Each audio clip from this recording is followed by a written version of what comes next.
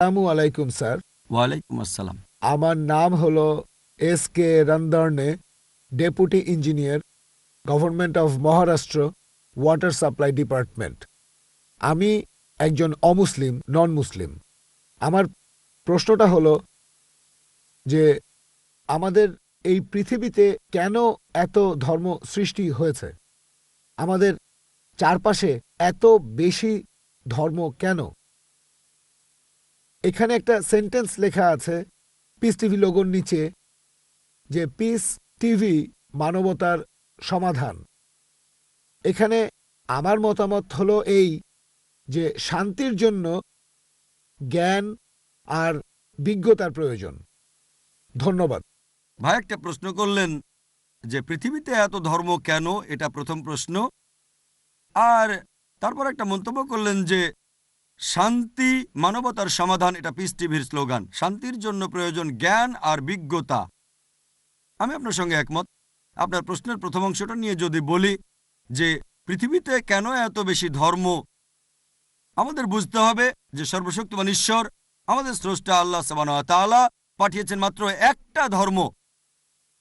আল্লাহ পবিত্র কোরআনে বলেছেন সূরা আলে ইমরান অধ্যায় নম্বর 3 আয়াত নম্বর 19, ইন্নাদ-দীনা ইনদাল্লাহিল ইসলাম।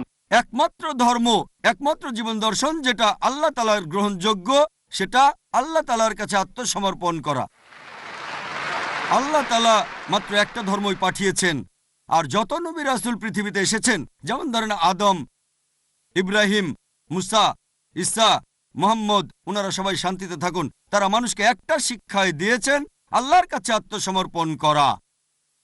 এখন আরবি ভাষায় যদি কেউ আল্লাহ তাআলার কাছে আত্মসমর্পণ করে তাহলে তাকে বলা হয় মুসলিম। আর ইসলাম, এই আরবি শব্দটার মূল আরবি শব্দটা হচ্ছে সালাম, যার মানে শান্তি। এর আরেকটা মূল আরবি শব্দ হচ্ছে সিলম, যার মানে আল্লাহ তাআলার কাছে নিজের ইচ্ছাকে সমর্পণ করা। তাহলে এক কথা ইসলাম মানে আল্লাহ তাআলার কাছে আত্মসমর্পণের মাধ্যমে শান্তি অর্জন করা।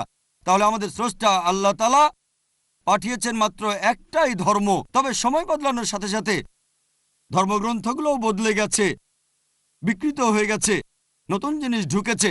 আর এই ধর্মগ্রন্থ বদলানোর ব্যাপারে আল্লাহ পবিত্র কোরআনে বলেছেন সূরা বাকারা অধ্যায় নম্বর 2 আয়াত নম্বর 79, ফাওয়াইলুল লিল্লাযীনা ইয়াকতুবুনাল কিতাবা বিআইদিহিম সুম্মা ইয়াকুলুনা হাযা মিন ইনদিল্লাহ লিয়াশতারু বিহি সামনান কালিলা ফাওয়াইলুল লাহুম মিম্মা কাতাবাত আইদিহিম ওয়াইলুল লাহুম মিম্মা ইয়াকসিবুন।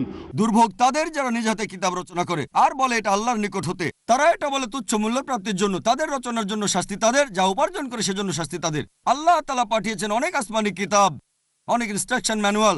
সময় বদলানোর সাথে সাথে এই ইনস্ট্রাকশন ম্যানুয়াল, আল্লাহর এই আসমানি কিতাব বদলে গেছে। যখন কোনো কিতাব বিকৃত হয়ে গেছে, আল্লাহ নতুন রাসূল পাঠিয়েছেন আর নতুন কিতাব। এইভাবে অনেক দিন চলেছে। তারপর আল্লাহ পাঠালেন সর্বশেষ ও চূড়ান্ত নবী মুহাম্মদ সাল্লাল্লাহু আলাইহি সাল্লামকে, আর সর্বশেষ ও চূড়ান্ত আসমানি কিতাব কোরআন নাজিল করলেন। এর আগে যেসব নবী রাসূল এসেছিলেন, আমাদের প্রিয় নবী মুহাম্মদ সাল্লাল্লাহু আলাইহি সাল্লাম বলেছেন যে আল্লাহ তাআলা এই পৃথিবীতে 1,24,000 নবী রাসূল পাঠিয়েছেন। পবিত্র কোরআনে মাত্র 25 জনের নাম বলা হয়েছে, অন্যদের নাম আমরা জানি না। হতে পারে একজন প্রশ্ন করেছিল, আপনি কি মনে করেন, একজন হিন্দু আমাকে এই প্রশ্নটা করেছিল, আপনি কি রামকে আল্লাহর রাসূল বলে মানেন, অথবা শ্রীকৃষ্ণকে কি আল্লাহর রাসূল বলে আপনি মানেন? আমি বলবো, যেহেতু নামটা কোরআন হাদিসে উল্লেখ করা নেই, আমি জানি না। হতে পারে রাসূল, অথবা নাও হতে পারে, নিশ্চিত করে বলতে পারছি না। তবে একথাটা মানতে হবে, যেসব নবী রাসূল এসেছেন নবী মুহাম্মদ সাল্লাল্লাহু আলাইহি সাল্লামের আগে, তারা ছিলেন সেই সময় আর সেখানকার মানুষের জন্য। তাহলে রাম যদি আল্লাহ রাসূল হয়েও থাকেন, যদি কৃষ্ণ আল্লাহ রাসূল হয়েও থাকেন, তারা এসেছিলেন সেখানকার মানুষ আর সেই সময়ের জন্য। বর্তমানে পৃথিবীর সব মানুষ, তারা থাকতে পারে ভারতে অথবা আমেরিকায় বা সৌদি আরবে বা কানাডায় বা ইংল্যান্ডে, পৃথিবীর যে কোনো জায়গায় তারা মানবে সর্বশেষ ও চূড়ান্ত নবী মুহাম্মদ সাল্লাল্লাহু আলাইহি সাল্লামকে এবং সর্বশেষ ও চূড়ান্ত আসমানি কিতাব পবিত্র কোরআন। আল্লাহ আমাদের কথা দিয়েছেন সূরা হিজর অধ্যায় নম্বর 15 আয়াত নম্বর 9, যে আমি কোরআন অবতীর্ণ করেছি, সেটা আমি সংরক্ষণ করব। তাহলে আল্লাহ তাআলা পাঠিয়েছেন মাত্র একটা ধর্ম, সেটা হচ্ছে আল্লাহ তাআলার কাছে আত্মসমর্পণ করা। ইসলাম মানে আল্লাহর কাছে আত্মসমর্পণ করার মাধ্যমে শান্তি অর্জন করা। আর আপনি বললেন জ্ঞান এবং বিজ্ঞতা দিয়ে শান্তি অর্জন করা যায়। হ্যাঁ, কার কাছ থেকে জ্ঞান? সবচেয়ে সেরা কে? আল্লাহ তাআলা, আমাদের স্রষ্টা। কে সবচেয়ে জ্ঞানী?